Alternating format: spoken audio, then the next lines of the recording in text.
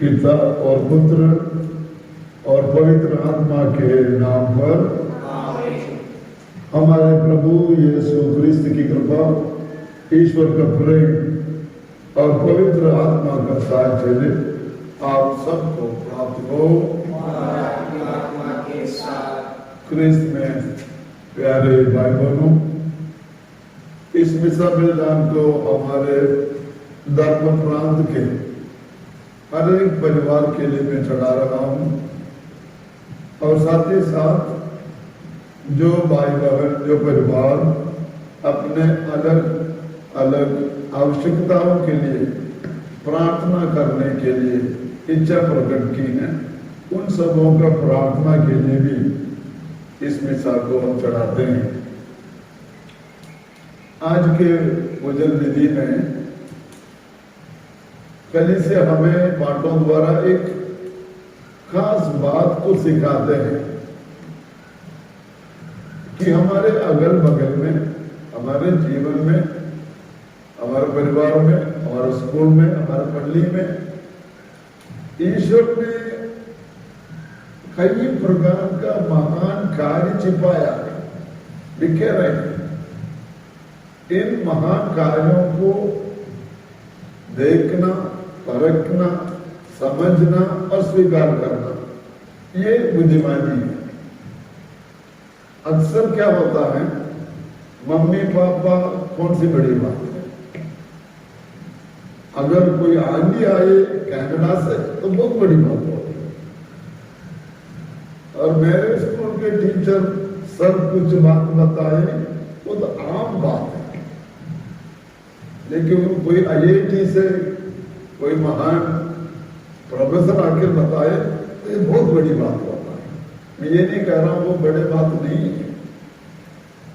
मैं मतलब एक बात बताता, जो कटहल है ना, जैक फ्रूट, जो मेरे बचपन में लोग खाते नहीं थे। अब ये खाने का मतलब है आप बहुत गरीब हैं, अगर कोई खाना चाहे भी लोग हिचकिचाते थे। अभी वैज्ञानिकों ने ये बताया कि ये कटहल तो मधुमेह के लिए सबसे उत्तम दवाई है, और कटहल ठक करके ट्रक भर के भेजा जा रहा है और सब खाने लगता है। क्यों? कोई बड़ी संस्था ने बताया ये महान चीज है। अपने घर के बगल में जो पक्के गिर जाते थे, कड़वा तक नहीं खाते थे। तो ये एक प्रमुख बात है, महान बुद्धिमानी।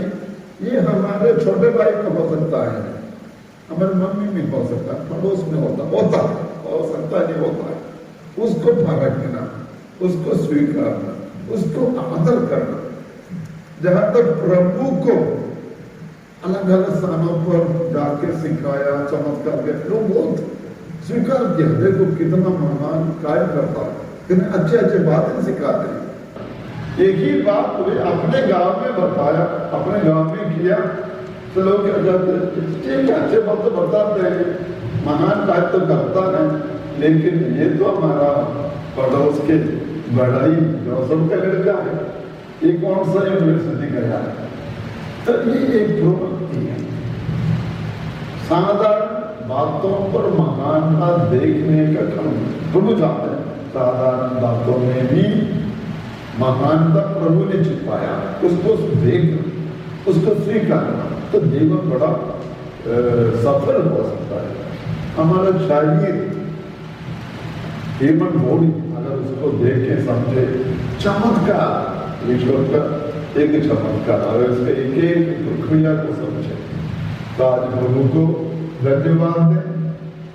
हमारे जीवन के शुभारंभ से लेकर आज तक मम्मी पापा, भाई बहन, हमारे टीचर्स, हमारा पड़ोसी लोग, हमारे पुरोहित, इन सबों के द्वारा प्रभु ने हमें महान महान बात को सिखाया है।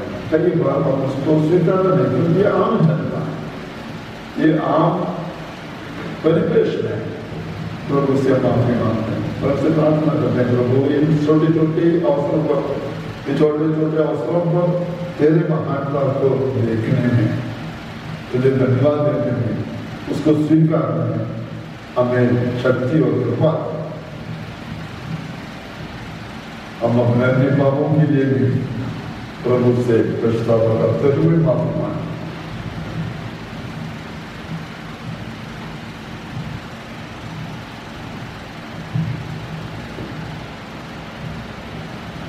हे भाई और बहनों, मैं सर्वशक्तिमान ईश्वर और आप लोगों के सामने स्वीकार करता हूँ कि मैंने मन वचन और कर्म से तथा अपना करते हुए पूरा न करने से अपने कसूर से अपने भाई कसूर से घोर पाप किया है।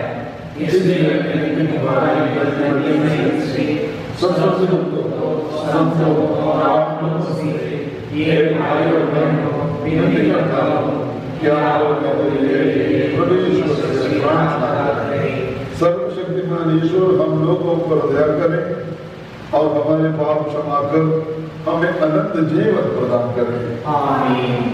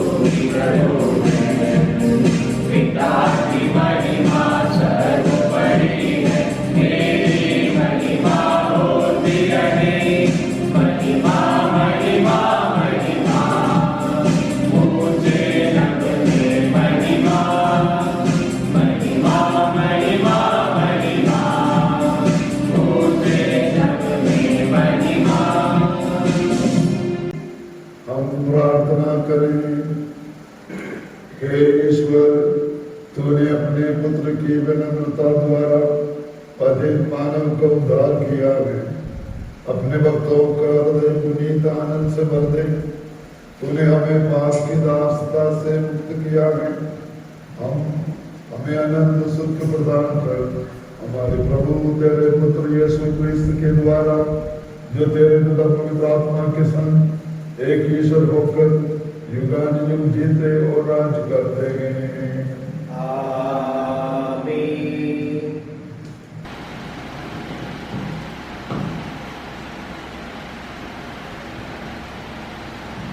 ईश्वर अपना उद्देश्य पूरा करने के लिए मनुष्यों की सहायता लेता है। इजरायलियों के ईश्वर के विद्रोह किया था। यह ईश्वर द्वारा एजेकिएल के बुलाए जाने तथा विरोधी इजरायलियों के पास भेजे जाने का प्रसंग है। वे जान जाएंगे कि उनके बीच एक नबी प्रकट हुआ है। नबी एजेकिएल का ग्रंथ से आज का पहला पाठ। आत्मा ने मुझ में प्रवेश कर मुझे पैरों पर खड़ा कर दिया और मैंने उसे मुझसे यह कहते सुना। उसने मुझसे ये कहा, मनुष्य के पुत्र, मैं तुम्हें इजरायलियों के पास भेज रहा हूँ, उस विरोधी राष्ट्र के पास जो मेरे विरुद्ध उठ खड़ा है।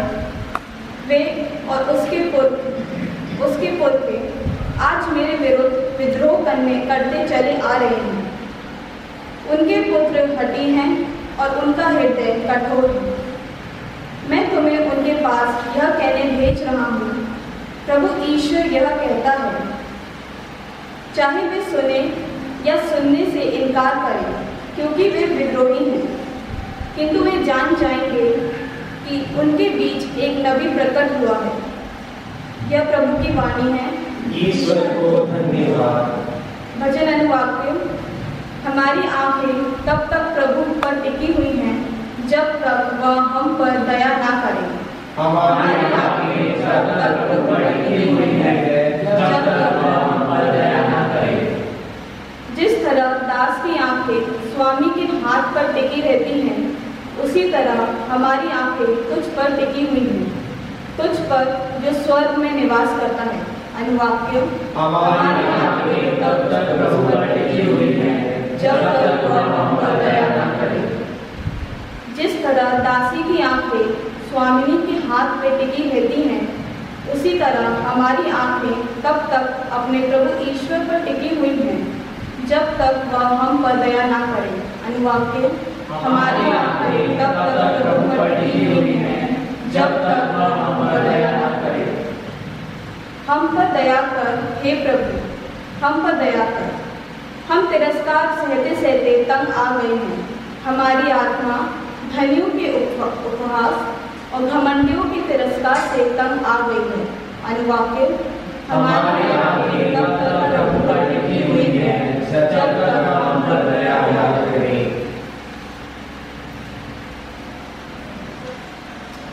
मनुष्य महान भी है और दुर्बल भी। उसे ईश्वर के कृपादानों पर घमंड नहीं, बल्कि गौरव करना चाहिए। संत पौलुस यह बात बहुत अच्छी तरह समझते हैं।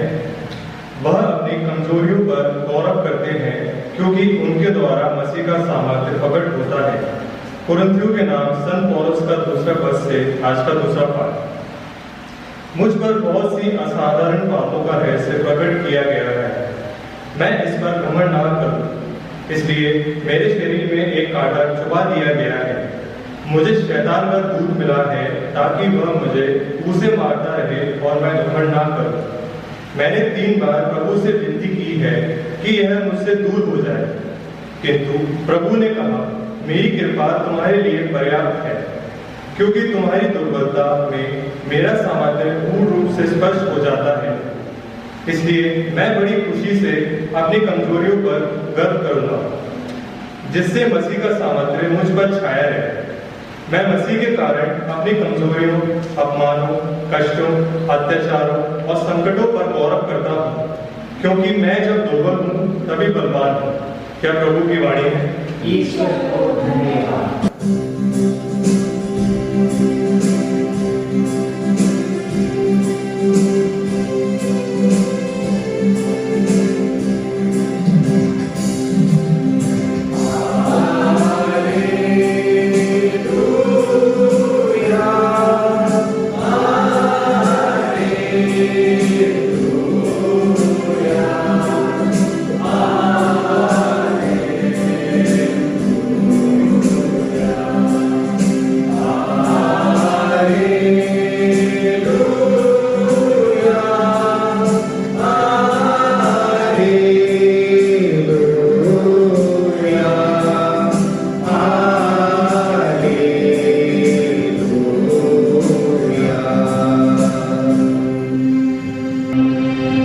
हमारे प्रभु यीशु मसीह का पिता हमारे मन की आंखें को ज्योति प्रदान करें, जिससे हम देख सके कि उसके द्वारा बुलाए जाने के कारण हमारी आशा कितनी महान है। हालेलुया,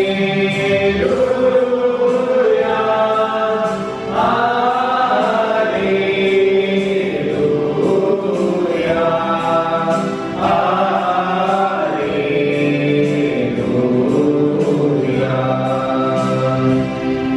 प्रभु आप लोगों के साथ हो, आपकी आत्मा के साथ भी। संत मार्कुस के अनुसार पवित्र सुसमाचार। ये प्रभु तेरी महिमा हो। यीशु अपने शिष्यों के साथ अपने नगर आए। जब विश्राम दिवस आया तो वह सभागृह में शिक्षा देने लगी। बहुत से लोग सुन रहे थे और अचंभे में बढ़कर कहते थे, यह सब किसी कहाँ से मिला? यह कौन सा ज्ञान है जो इसे दिया गया है, जो महान चमत्कारी दिखाता है? ये क्या है? क्या यह वही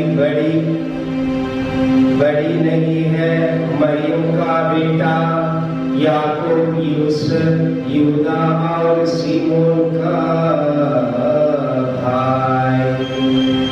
क्या इसकी बहन हमारे बीच नहीं रहती?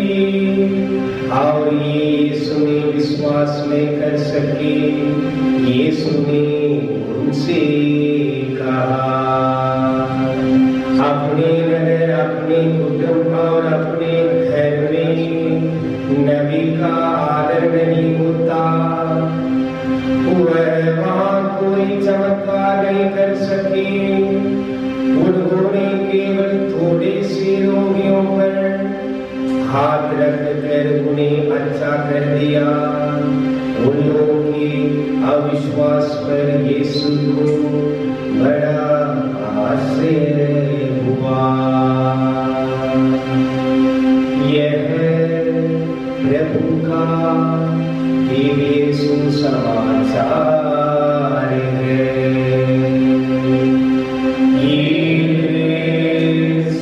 तेरी स्तुति हो।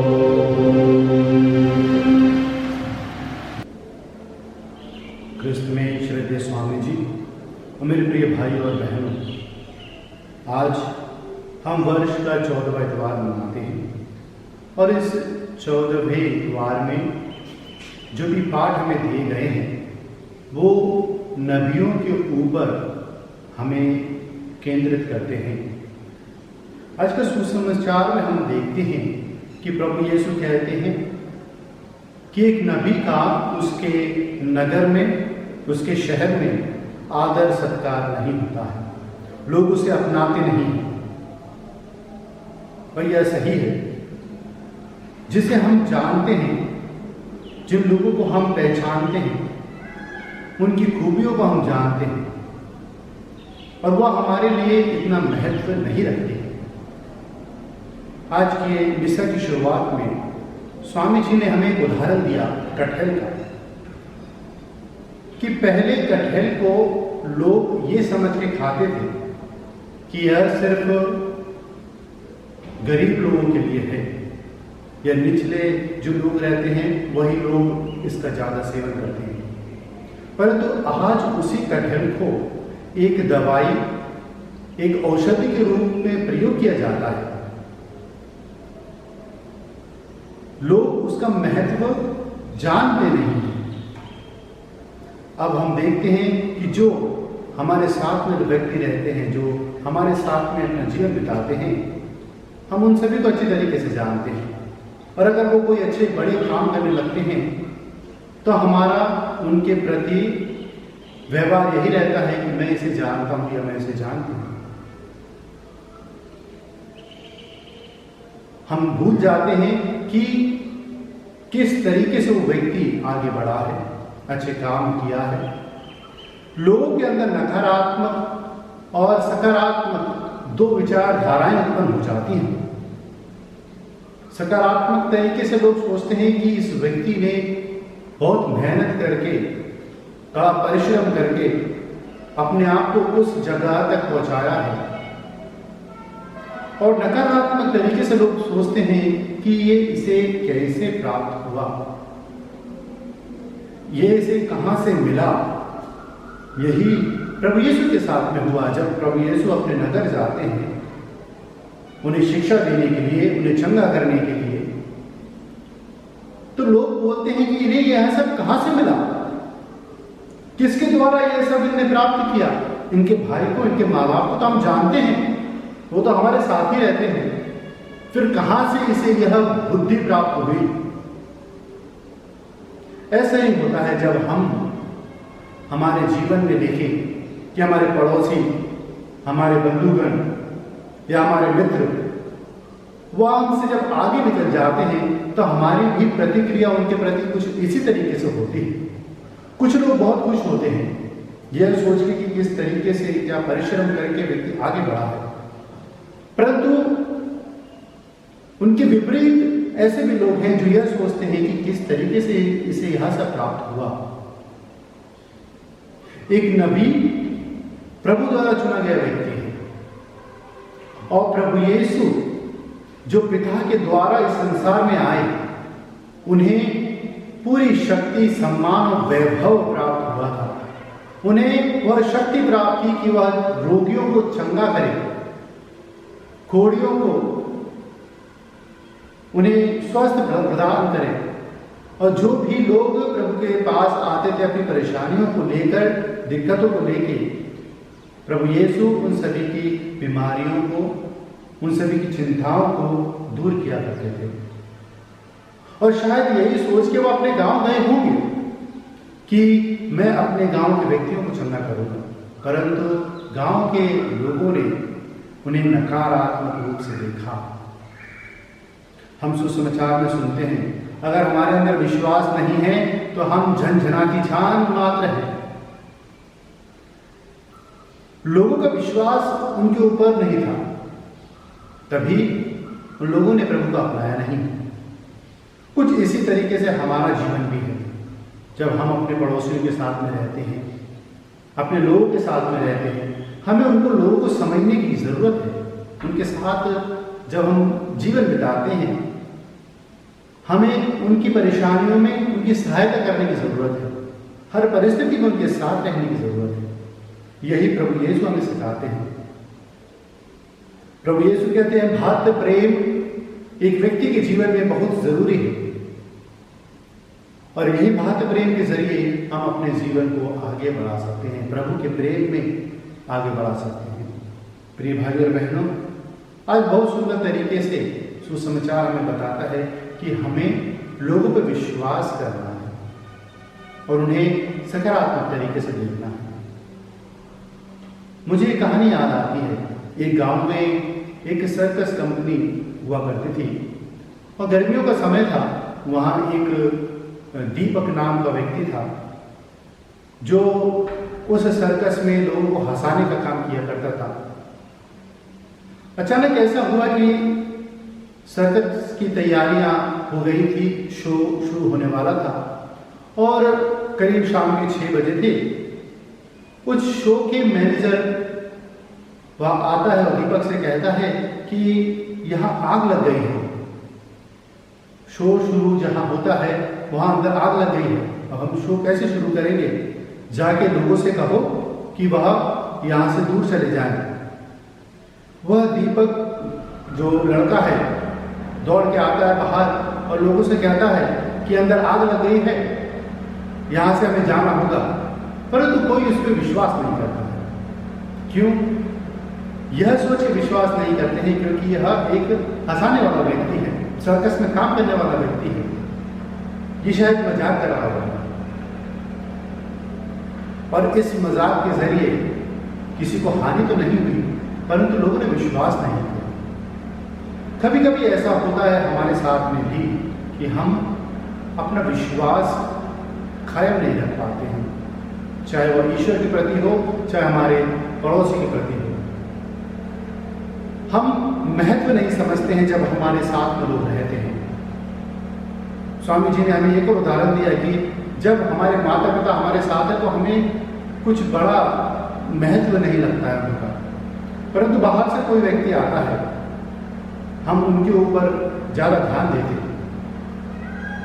ऐसे ही है हमारा जीवन भी।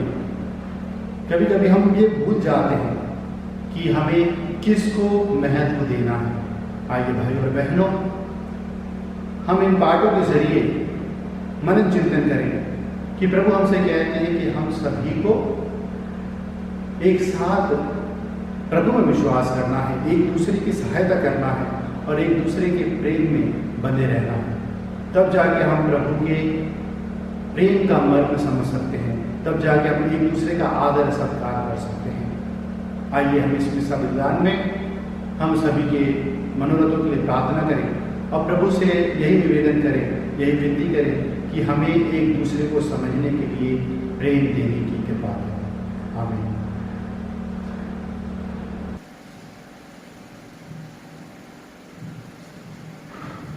हम अपने विश्वास प्रकट करें।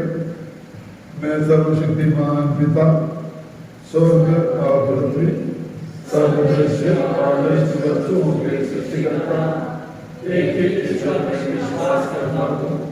मैं ईश्वर के एकलौते पुत्र एक ही प्रभु यीशु मसीह में विश्वास करता हूँ, जो सभी युगों से पहले पिता से उत्पन्न है और ईश्वर से उत्पन्न ईश्वर, प्रकाश से उत्पन्न प्रकाश, सच्चे ईश्वर से उत्पन्न सच्चा ईश्वर है। वो बनाया हुआ नहीं बल्कि उत्पन्न हुआ है। वो पिता के साथ एक तत्व है, उसी के द्वारा सब कुछ सृष्टि हुआ है। वह हम मनुष्यों के लिए और हमारी मुक्ति के लिए स्वर्ग से उतरा और पवित्र आत्मा के द्वारा हमारी मस्जिद से दिल धारण कर मनुष्य बना। उसने बंदिश पिलातुस के समय दुष्ट होगा, वह हमारे लिए क्रूस पर ठोका गया, वह मर गया और उठाया गया और धर्म के विश्वास से हुआ। वह स्वर्गीय आरोहण हुआ और पिता की दाढ़ी में विराजमान है और मृतकों को न्याय करने मरकत से आएगा और उसके राज्य का कभी नहीं होगा। मैं पवित्र आत्मा में विश्वास करता हूँ, वह प्रभु और बिना दाता है, पिता और पुत्र से प्रस्तुत होता है, पिता और पुत्र के साथ आराधना करता है, वह नबी रूप से सोता है। मैं एक पवित्र कैथोलिक तथा पवित्र कलीसिया में विश्वास करता हूँ। मैं पापों की क्षमा के लिए एक बपतिस्मा स्वीकार करता हूँ और मृतों के पुनरुत्थान तथा जीवन की बाट होता हूँ। आमीन।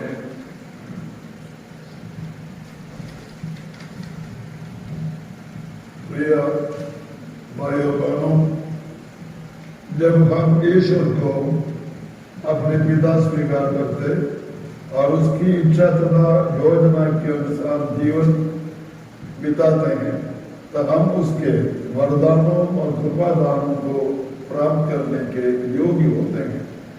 परंतु यदि हम उसकी इच्छा और योजना को नकारते हैं तो हम उससे कुछ भी पाने की उम्मीद नहीं कर सकते।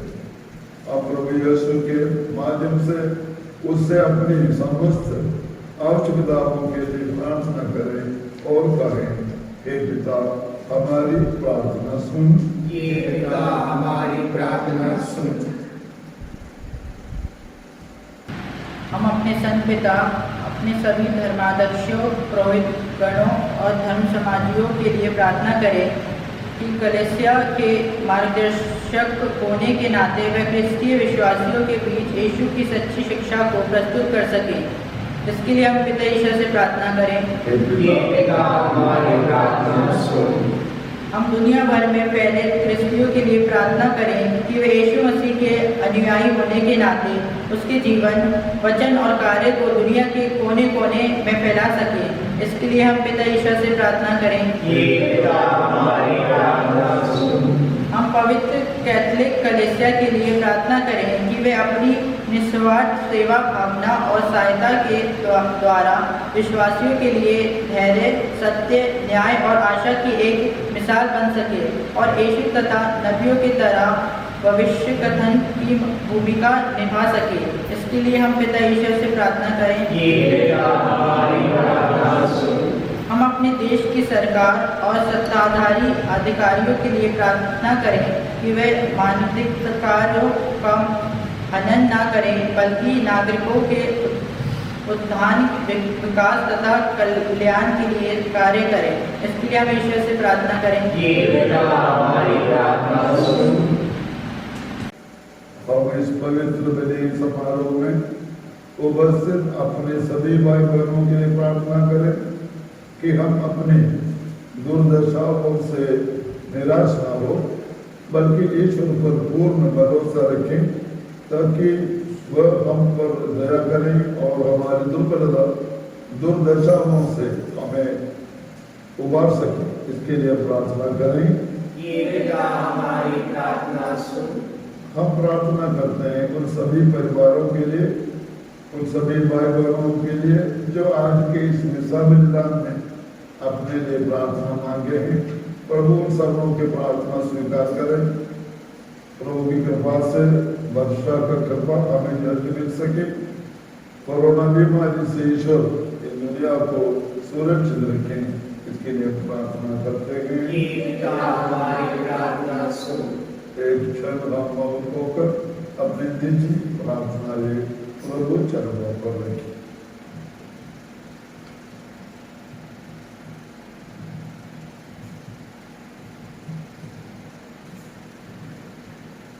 एक परम दयालु पिता ईश्वर, तेरे पुत्र यीशु को हमें प्रदान करने के लिए हम तुझे धन्यवाद देते हैं, जिन्होंने आजीवन सभी लोगों की निस्वार्थ भाव से सच्ची सेवा की, परंतु अंत में वह अपने ही लोगों द्वारा तिरस्कृत किए गए। फिर भी उन्होंने अपने लोगों को नहीं त्यागा और अपने मिशन कार्य को जारी रखा। हमें ये कृपा तथा वर दे कि हम तेरे पुत्र में विश्वास करें, उनकी शिक्षा को स्वीकार करें और सौंपे गए उनके मिशन को आगे बढ़ाएं। हम ये प्रार्थना करते हैं उन्हें हमारे प्रभु क्रिस्त के द्वारा, आमीन।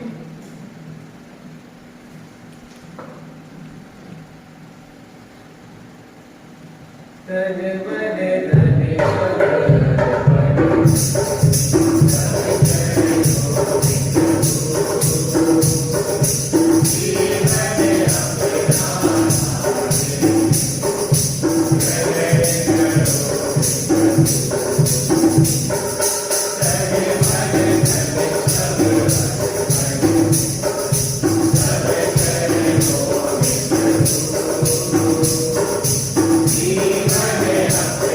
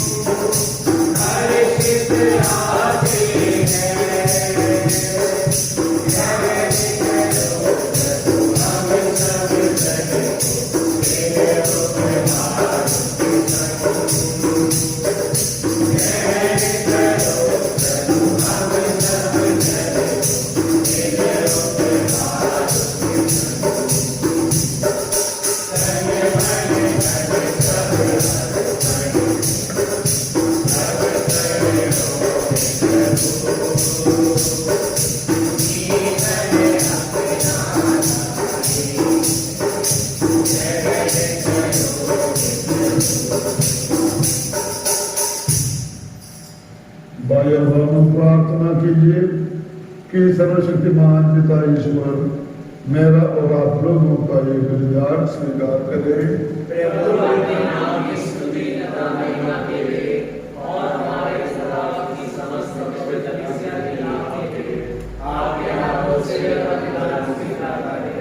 हे प्रभु, जो भेंट हम तुझे समर्पित करते हैं वह हमें शुद्ध करें और दिव्य जीवन बिताने के लिए नित्य प्रेरित करें। ये वरदे हमारे प्रभु क्रिस्त के द्वारा।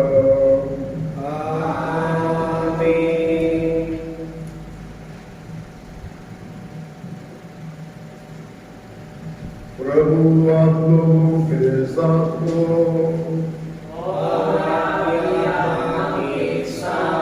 प्रभु में मन लगाइए। हम अपने प्रभु ईश्वर को धन्यवाद दें। हे पूज्य पिता, सर्वशक्तिमान और शाश्वत ईश्वर, ये वास्तव में उचित और न्याय संगत है। हमारा कर्तव्य तथा ज्ञान है कि हम सदा और सर्वत्र अपने प्रभु इसके द्वारा तुझे धन्यवाद दें। हे पिता, इन्होंने मानव जन्म लेकर पतित मानव का नव निर्माण किया और अपने दुखों द्वारा हमारे पाप मिटा दिए। अपने पुनरुत्थान द्वारा हमें अनंत जीवन में प्रवेश करने की कृपा दी और अपने स्वर्गारोहण द्वारा हमारे लिए स्वर्ग के द्वार खोल दिए। इसलिए स्वर्गदूतों और संतों की संगति में हम अनंत काल तक तेरी प्रशंसा के गीत गाते हैं।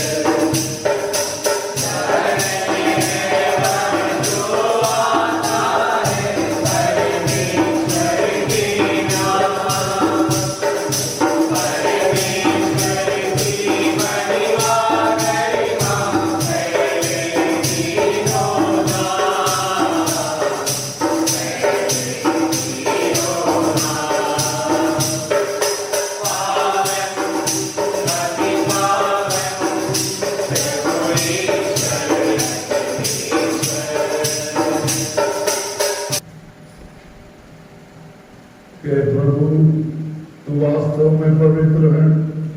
ये उचित है कि तेरी सारी सृष्टि तेरा गुणगान करे, क्योंकि तू अपने पुत्र हमारे प्रभु यीशु क्रिस्त के द्वारा अपवित्र आत्मा की शक्ति से सभी प्राणियों को जीवन तथा पवित्रता प्रदान करता है। तू सभी गौ में अपनी प्रजा एकत्र करता है कि दसों दिशाओं में दिन रात तुझे निर्मल बलि चढ़ती रहे। इसलिए हे प्रभु, हम तुझसे विनम्र निवेदन करते हैं, हमारे इन उपहारों को पवित्र आत्मा की शक्ति से कृपा पूर्वक पवित्र कर दे, कि ये तेरे पुत्र हमारे प्रभु यीशु क्रिस्त के शरीर तथा रक्त बन जाए। उन्हीं की आज्ञा से हम यूकरिस्ट का ये समारोह मना रहे हैं। जिस रात को यीशु मृत्यु के लिए सौंपे गए, उन्होंने रोटी ली, तुझे धन्यवाद दिया और रोटी तोड़कर उसे अपने शिष्यों को देते हुए कहा, तुम सब इसे लो और इसमें से खाओ, क्योंकि यह मेरा शरीर है जो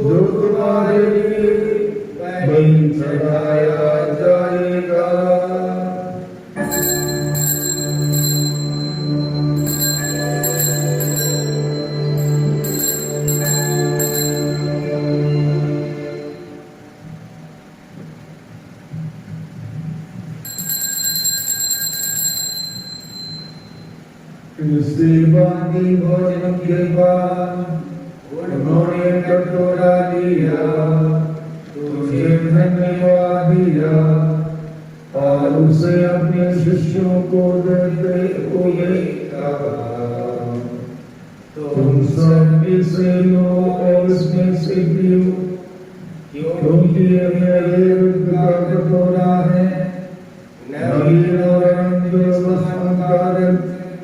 जो तुम्हारे और बहुतों के पापों की क्षमा के लिए बहाया जाएगा।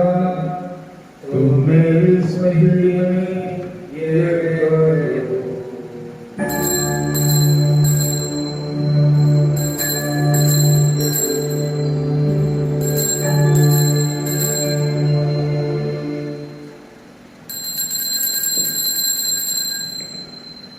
विश्वास कर से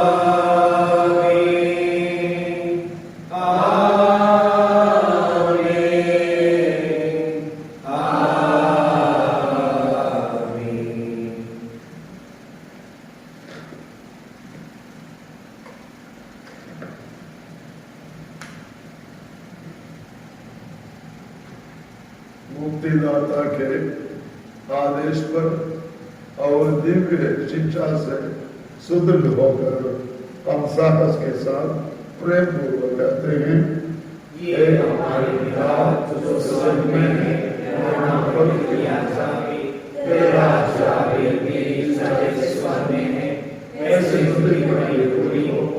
हमारा नित्य आहार आज हमें दे और हमारे अपराधों की क्षमा कर जैसे हम भी अपराधियों से क्षमा करते हैं और हमें परीक्षा में न डालना इससे बचाओ।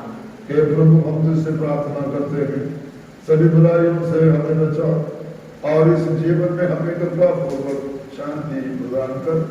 हम तेरी दया से सदा पाप से दूर और हर विपत्ति से सुरक्षित रहें और उस दिन की प्रतीक्षा करते रहें जब हमारे मुक्तिदाता यीशु क्रिस्त खुद आकर हमारी धन्य आशा पूरी करेंगे। क्योंकि तेरा राज्य और तेरी महिमा अनंत तक बनी रहती है।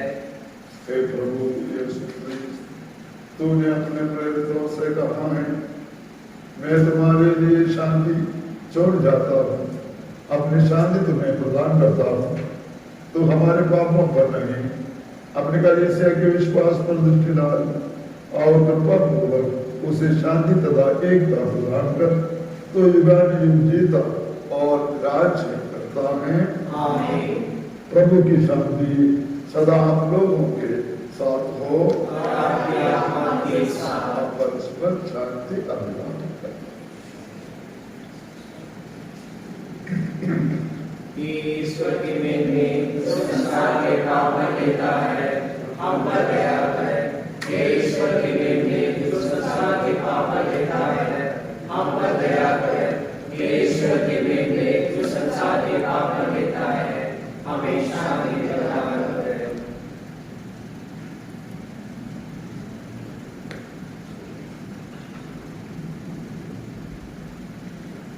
देखिए ईश्वर का मेमना, इन्हें देखिए जो संसार के पाप पर लेते हैं। धन्य है वे जो मेमने के भोज में बुलाए गए।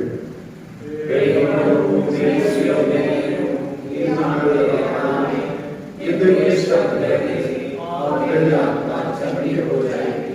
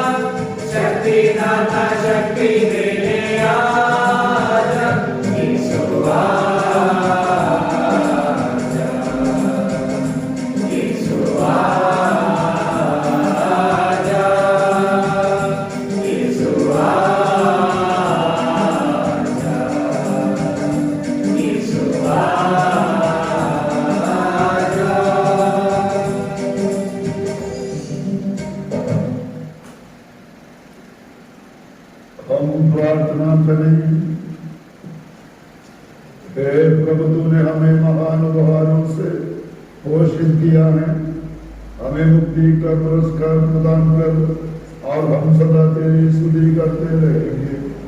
ये प्रार्थना स्वीकार कर हमारे प्रभु क्रिस्त के द्वारा।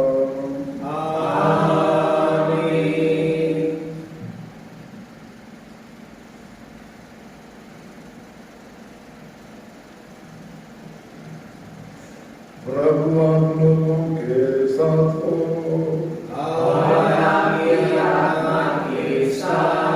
प्रभु के नाम की महिमा हो। प्रभु के नाम में ही हमारा कल्याण है।